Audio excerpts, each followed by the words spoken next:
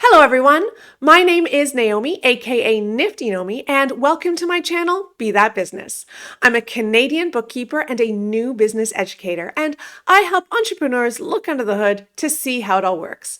I'm fighting the good fight against double work and against giving CRA more money than you have to. I've been putting out useful and interesting newsletters twice a month on the 14th and the 29th. If you prefer to read your newsletters, check out my sign-up link in the description below. There's also a link to a transcript of today's newsletter. On to today's newsletter. Hello, welcome to June 14th, 2024. If you have employees, let this be a reminder. Monday, June 17th, payroll taxes are due. Save time, pay online. Save money, pay on time. This week was inspired by CRA's revamp of the GST HST filing screen. Did you know that not all GST HST credits are refundable from CRA? The Government of Canada created new measures back in 2021 regarding the GST HST on cross-border digital products and services that affects pretty much every business that uses cloud products and services from non-Canadian businesses, such as Google and Dropbox, etc. Let's dig into the 3 business hacks for June. Business hack number 1. Don't pay GST HST that you can't get back. Beginning in July 2021, CRA required that non-domestic suppliers collect GST HST on digital products and supplies made to customers in Canada, but with one caveat. If that supplier chose to register to collect GST HST under the Simplified Regime, the GST HST that is collected is not considered a credit for Canadian businesses. And this is as per CRA's GST HST Notice 322, linked in the description below. Yep, you heard that correctly. If a Canadian business is charged GST HST from a non-resident business that is under the simplified method, it is not a claimable ITC or input tax credit on their GST HST return.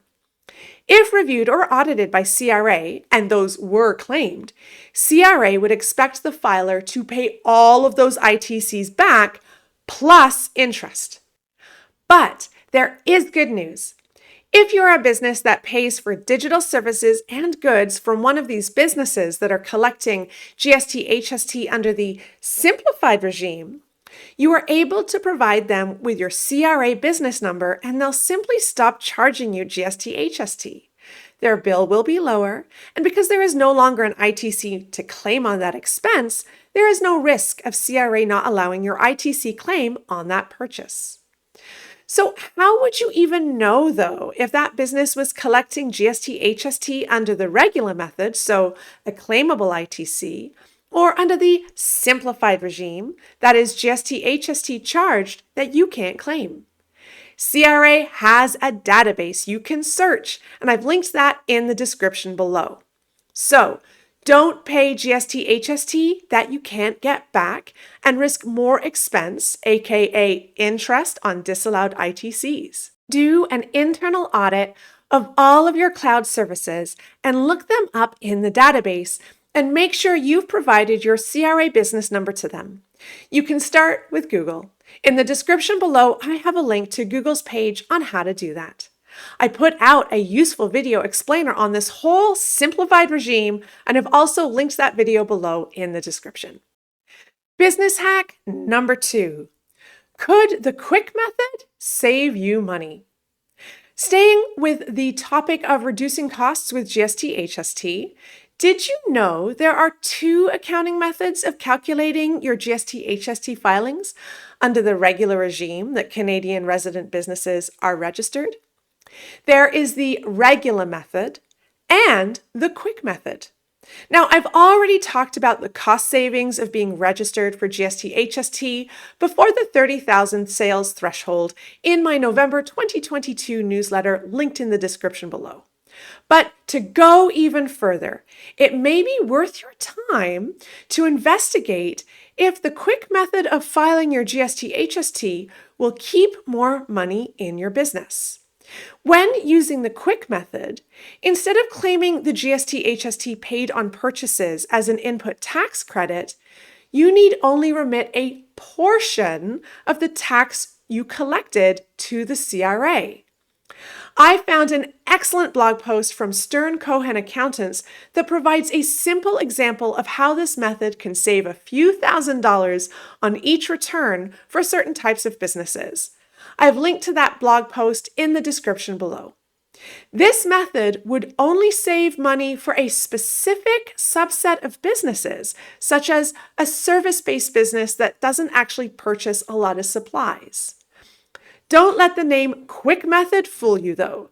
To figure out if your business is eligible, so sales less than $400,000 in 4 consecutive quarters, and not all business types are eligible, just to name a couple of those requirements, and making sure that you filed the election to use the quick method on time, and being aware of the ins and outs of what percentage to use, which depends on the type of business and where a percentage of the sales are being supplied, just to name a couple of those complexities, and being aware of the exceptions to the quick rules, even when using the quick method. Those things aren't so quick. There is a CRA publication on the quick method with all of the ins and outs on the matter linked in the description below. But connecting with your accountant to dig in to see if this is right for your business could help you save quite a bit of money. Business hack number 3, claiming ITCs on mileage. The third business hack this month on how to save money with GST HST is that businesses can actually claim GST HST ITC credits on mileage. First, a note on allowances. Allowances are taxable benefits that need to run through payroll. That is, they count as income for the employee on the T4. Now, reasonable expenses for employer use of a personally owned vehicle is an exception to the allowance rules. They are tax-free and do not go through payroll. A reasonable allowance is one that is equal to or less than the CRA prescribed mileage rates, and I've linked that in the description below. If an allowance is paid to an employee based on a flat rate that is not related to the number of kilometers driven, it is a taxable benefit and has to be included in the employee's income. But if an employee has tracked the kilometers they have driven for the business and is basing the mileage allowance claim on actual kilometers and using the CRA prescribed rates, not only would this no longer be a taxable benefit on their T4, but the business can also back out the GST HST and claim that GST HST paid as an ITC credit on their GST HST return. And I have a link below in the description on how CRA explains that. This works too for shareholders of a corporation who are using their personal vehicle for business use. Now, driving to and from the office doesn't count, by the way. Can you imagine a business reimbursing all of their employees for mileage just for coming into work? Yeah, doesn't fly. So, tracking your business mileage is a huge benefit, not only to calculate and include as a monthly mileage expense with your personal car to reduce your taxable profit, but also to get those GST HST credits back on the business's GST HST return. A favorite tracker example is Mile IQ. I've linked that in the description below also, but there are many to choose from. Business vehicles versus business use of personal vehicles can get quite tricky and is very unique to each business situation, also depending on the setup of the business, whether it's a sole prop or a corp. You don't claim mileage on your business driving the same way if your business is not incorporated. My blog post on that is linked in the description below. So if this is something that you want to look into further, be sure to discuss and explore this more with your accountant. What are your personal tips and tricks for creating efficient processes? I'd love to share them in an upcoming newsletter and give a shout out to your business. I do have an update. Do you want a deep dive into how to understand what your QBO file is doing behind the scenes? I'm currently working on a new course called QBO for Tax Preparers that is all about understanding how QBO actually works and finding and fixing all the errors that new QBO users are inadvertently guided to add because of the design of QBO. This course is not just for tax preparers, though. Anyone who's interested in understanding QBO and finding and fixing those bookkeeping errors will also find this course incredibly useful. I'll be pre-releasing the first half of this course for those who are interested. If you want to get a 50% discount on this pre-release, sign up to be on the waiting list. I have a link to the waiting list in the description below. Everyone on this no-obligation waiting list will get a notice when the pre-release is available, plus an exclusive 50% discount. If you found this video useful, don't forget to subscribe to my channel.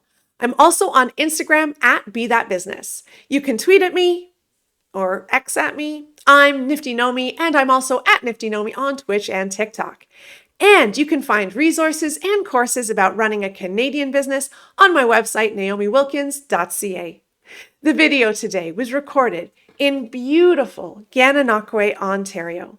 Thanks for watching, and get out there and be that business that thrives.